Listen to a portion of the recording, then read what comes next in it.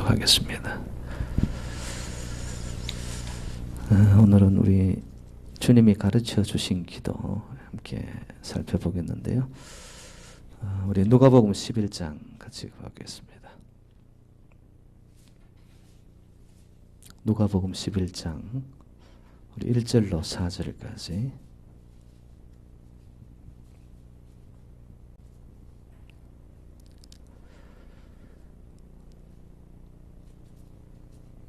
(11장) 1절로 4절까지 우리 한 절 한 절 교독해 나가겠습니다. 신약성경 111면줌에 있네요. 1절로 4절까지 교독합니다. 예수께서 한 곳에서 기도하시고 마치심에 제자 중 하나가 여짜오되 주여 요한이 자기 제자들에게 기도를 가르친 것과 같이 우리에게도 가르쳐 주옵소서.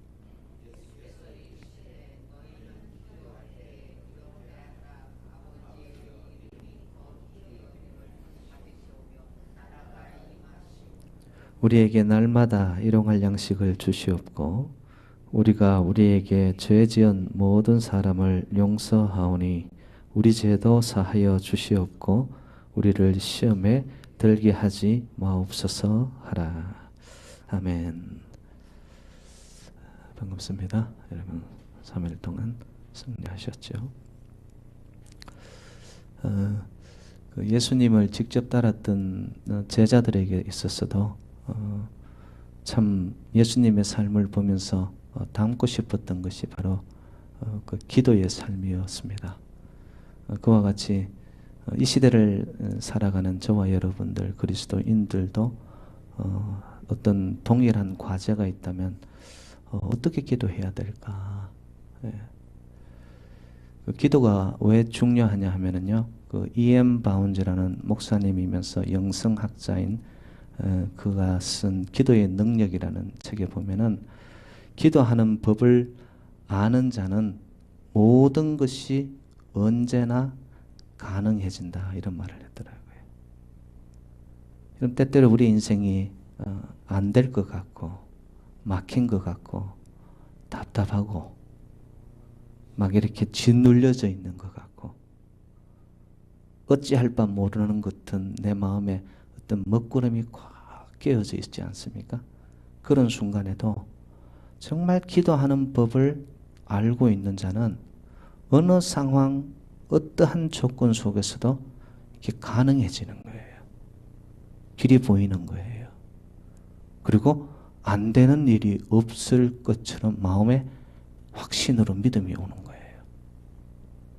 이 기도는 그렇게 만듭니다. 그러니까 어떻게 기도하느냐 참 중요한 과제이죠.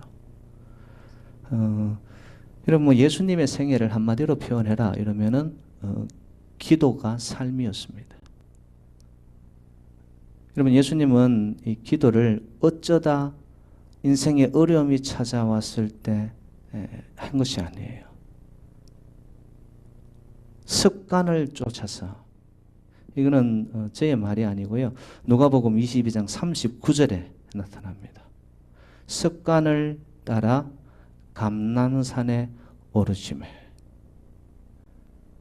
습관이라는 것은 아무 생각 없다는 이런 의미가 아니라 기도가 몸에 배었다라는 거예요.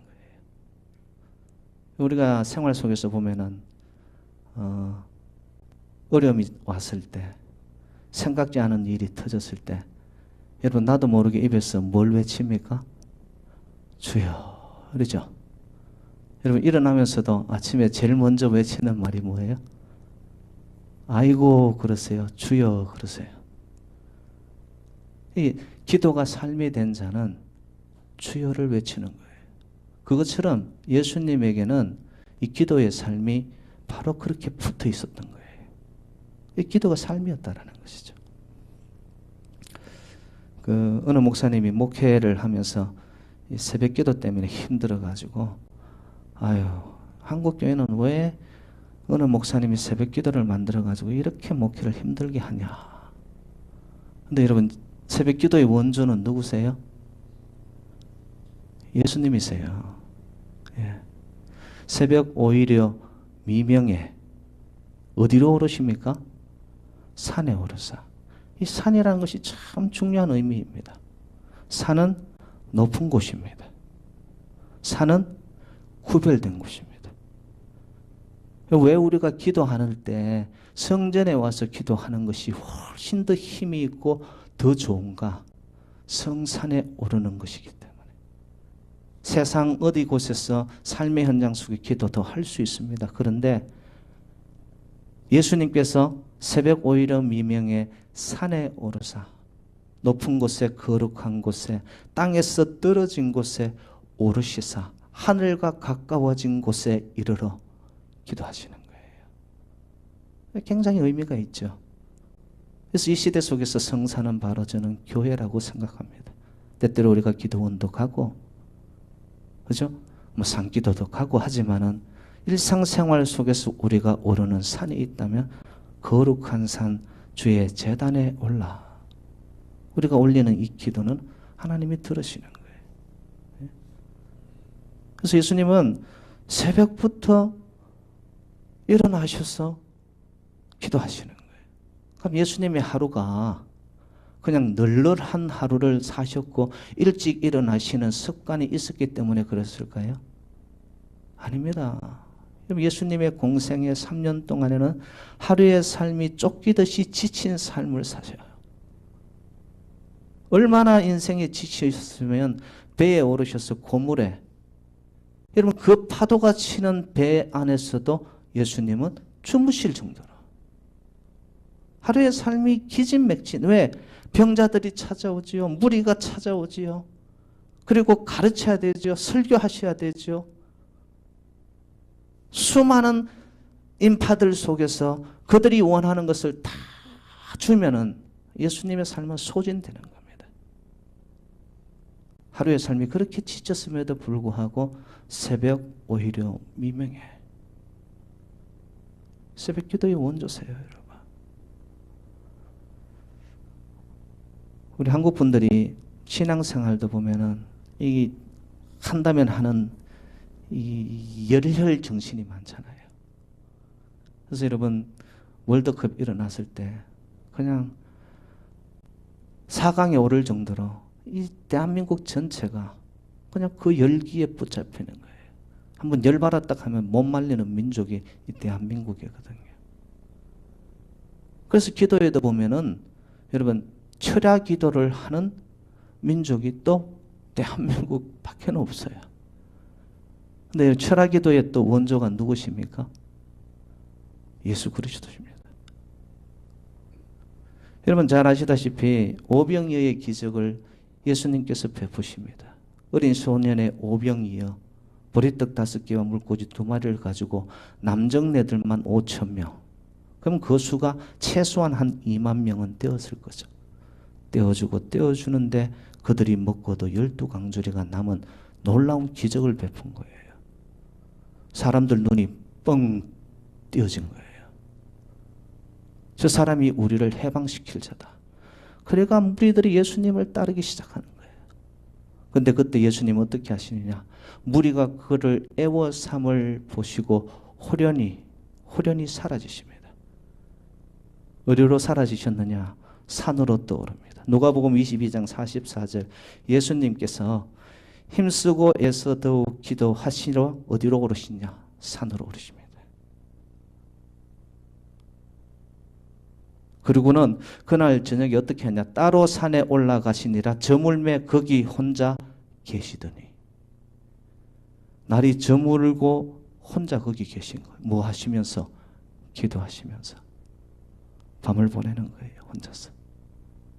철야 기도죠. 철야 기도 하시는 거죠. 그래서 여러분 한번 보세요. 새벽부터 이게 기도가 젖어가지고 기도가 하나의 삶이 되어가지고 그리고 철야하는 밤 늦은 날이 저물어 거기에 혼자 계시기까지 하루 전체를 시작과 끝이 기도로 이루신 예수 그리스도. 이 정도였다면 저와 여러분들은 얼마나 기도하셔야 될까요? 예수님의 그 능력이 다 어디서 왔을까? 여러분 능력의 근원은 기도입니다. 기도 없이는 이러한 유가 나갈 수가 없습니다, 여러분. 근데 우리는 기도하는 시간은 부족하면서 능력을 받으려고 하는 거예요. 인생은 잘 되기를 원하는 거예요. 이게 앞뒤가 안 맞단 말이에요, 여러분. 그리고 예수님의 기도의 절정은 여러분 아시다시피 겟세마네의 기도 아닙니까? 이제 죽음을 잡히셔서 죽음을 앞두고 있는 그때에 겟세마네 동산에 오르시사, 거기도 동산, 산입니다. 오르셔서 어떻게 기도하세요? 땀방울이 땅에 떨어지는 핏방울이 되기까지 기도하십니다. 아니, 목사님 어떻게 그런 기도가 될 수 있습니까? 그거는 그냥 성경의 기록을 묘사를 그리 한 거 아닙니까? 저는 그렇게 생각하지 않습니다. 성경은 있는 그대로를 진실대로 기록했습니다. 여러분, 심리학자들이라든지 의사들도 사람이 몹시 고민하고 슬픔 속에 있을 때 이런 피를 토한다 그러죠. 예수님의 그때의 심정이 어땠냐? 성경이 이렇게 표현하고 있더라고요. 마태복음 26장 38절에 내 마음이 매우 고민하여 죽게 되었으니. 그 마음이 얼마나 슬프고 고민 가운데 죽음을 앞두고 있는 예수 그리스도께서 그 심령이 죽게 된 것 같은 눌림을 당한 거예요. 눌림을. 그때 그는 이 아픔을, 이 슬픔을, 이 고민을 인생의 무엇으로 뚫고 나가느냐? 땀방울이 핏방울이 되기까지 기도를 통하여서 여러분 그 죽음의 권세를 뚫고 나가십니다. 여러분, 저와 여러분들이 왜 기도해야 됩니까? 성경이 이렇게 말씀하고 있습니다. 기도의 이유를 마태복음 26장 41절에 시험에 들지 않게 깨어 기도하라.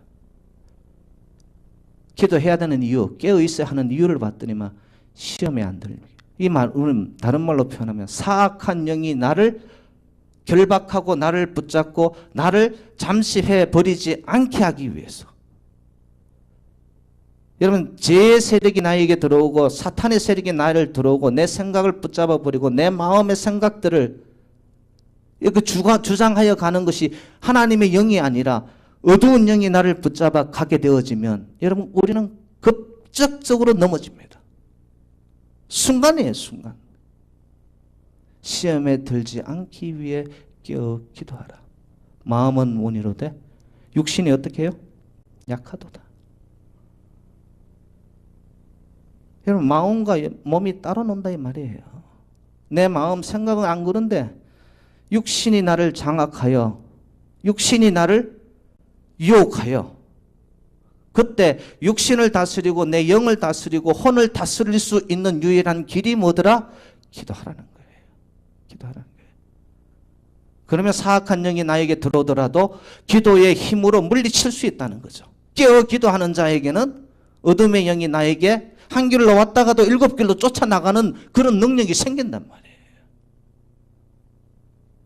예수님은 그것을 체험하고 믿었기 때문에 그렇게 기도하셨어요. 실제적으로 기도하셨어요. 여러분, 지금 저희들이 살아가고 있는 이 시대가 여러분 정말 믿음대로 바로 살기가 쉬운가요? 미혹의 영들이, 여러분 사악한 영들이 우리를 호시탐탐 노리면서 쓰러뜨리려고 하는 이 시대 앞에서 우리가 승리하며 하나님이 원하시는 그 길을 갈 수 있는 유일한 길이 뭐더라? 깨어 기도하는 거라는 거예요. 기도하면 내 안에서의 힘이 자생적으로 생기는 것이 아니라 기도를 들으시는 하나님이 예수님에게 능력을 주신 것처럼 우리에게도 능력을 부어주신다는 거죠. 예수님께서 그 겟세마네 동산에 오르셔서 절대절명의 죽음이라는 위기 앞에 땀방울이 핏방울이 되기까지 하신 기도는 유일한 이례적인 기도였을까? 성경은 그렇게 정언하지 않습니다. 우리 말씀 한 군데 찾아볼까요? 히브리서로 한번 가봐요. 예수님의 살아생전의 기도를 이렇게 표현하고 있습니다. 히브리서 5장 7절 말씀.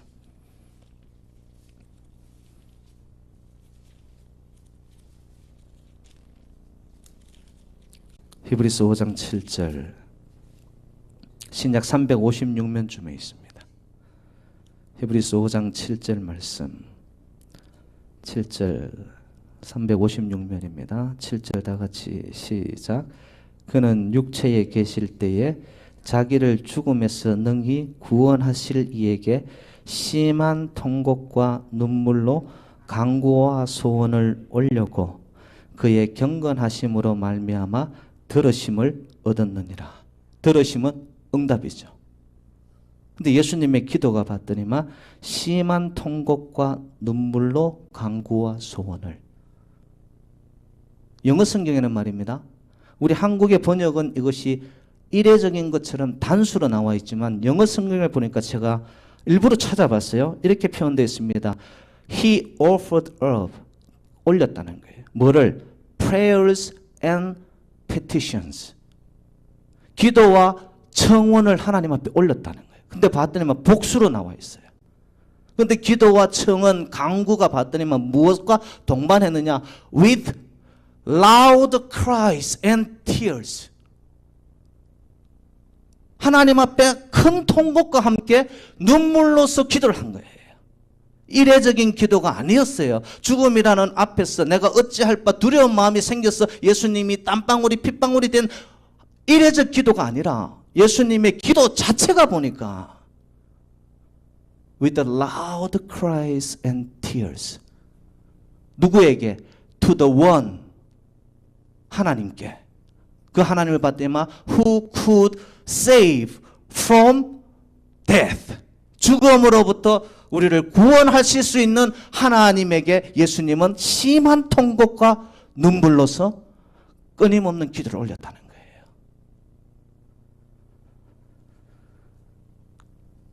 예수님의 기도를 들으신 하나님, 저와 여러분의 기도도 지금도 듣고 계시는 하나님이신 줄로 믿습니다. 그 하나님은 어떤 하나님이세요? Who can save us. 우리를 구원하실 수 있는 분. 어디로부터? From death. 어떤 죽음과 어둠의 세력으로부터 우리를 구원하실 수 있는 하나님께 기도하는 거예요. 기도하는 거예요. 그래서 오늘 본문으로 돌아가면은 제자들이 어떻게 기도를 해야 되느냐. 요한의 제자들이 요한에게 기도를 배웠던 것처럼 우리에게 가르쳐 주십시오라고 기도합니다. 요청합니다. 그때 예수님이 이렇게 기도해라라고 주님의 기도를 가르치는데 주님의 기도의 핵심과 같은 것이 뭐냐? 제일 처음 나오는 문구입니다. 하늘에 계신 누구요? 아버지요. 그 아버지는 누구였습니까?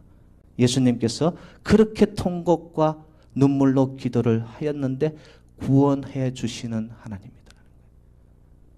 그래서 여기에 있어서 사용된 하늘에 계신 아버지라는 것은 좀 엄한 아버지 이런 개념이 아니고 아바 아버지. 아바는 우리말로 치면 아빠.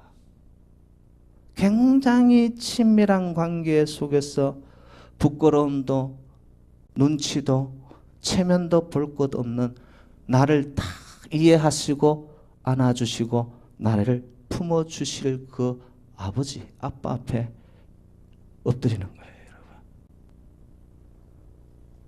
오늘도 우리가 기도할 때 딴 거 없습니다.